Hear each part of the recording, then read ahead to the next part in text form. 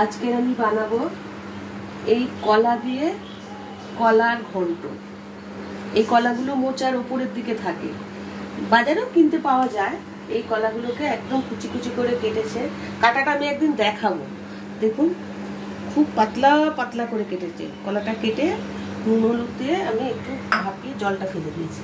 কলার ঘন্ট করার জন্য লাগছে আলু, ছোলা আর বাদাম ভিজানো, লঙ্কা গুঁড়ো, আদা, জিরে, ধনে পেস্ট করা, টমেটো কাটা, হলুদ গুঁড়ো, নুন, চিনি, শুকনো লঙ্কা, তেজপাতা, গোটা গরম মশলা, একটু ঘি, তেল তো লাগছেই, সামান্য জল রেখেছি। এখন আমি গ্যাসটা জ্বালিয়ে দেব।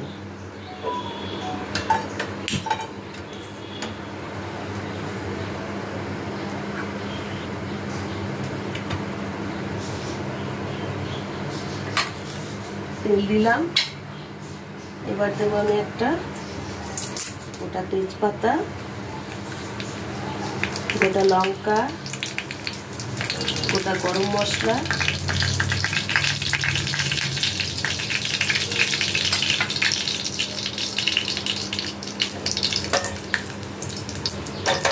এরপরে দেবো আলুগুলো।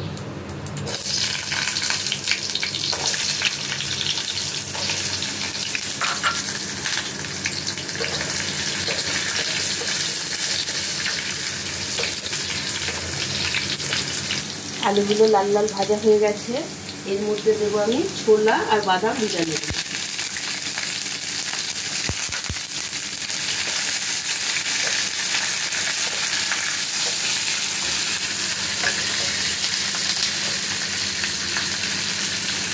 এখন দেবো টমেটো ভিজানোগুলো। দেবো আদা, জিরে, ধনে বাটাটা,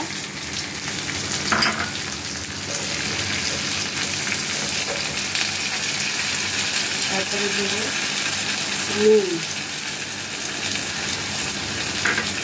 এবার দেবো হলুদ গুঁড়ো,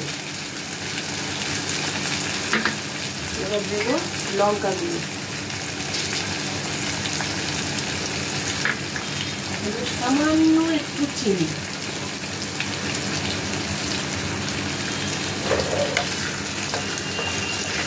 দিয়ে একটু নাড়াচাড়া করে আমি কষিয়ে নেব। এখন এবার আমি মোচাগুলো দিয়ে দেবো। এটা একটু ভাজা ভাজা হয়ে গেছে। এখন এই কলার দুধগুলো সব দিয়ে দিলাম। দিয়ে একটু ভালো করে নাড়াচাড়া করে আমি একটু জল দিয়ে ঢেকে দেবো। ভালো করে নাড়াচাড়া করে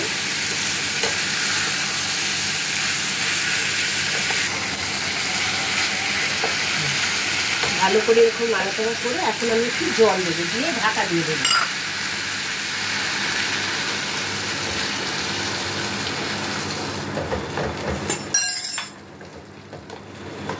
এখন আমি একটু ঢাকা দিয়ে দেবো।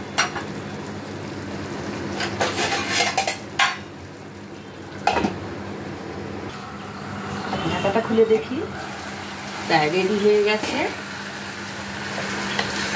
কলার ঘন্ট। এখন আমি এখানে অ্যাড করবো একটু 1 চামচ ঘি।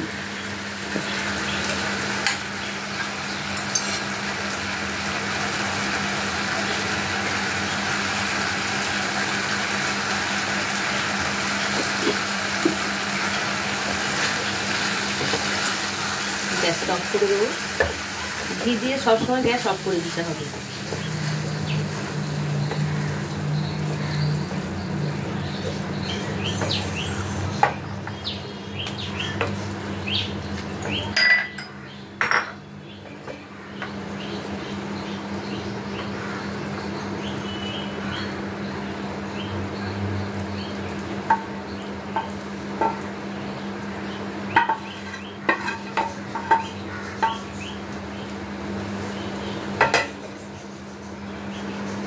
এই রকম কলা কিনতে পাওয়া যায়, একদিন বাড়িতে করে দেখবেন, খুব সুস্বাদু।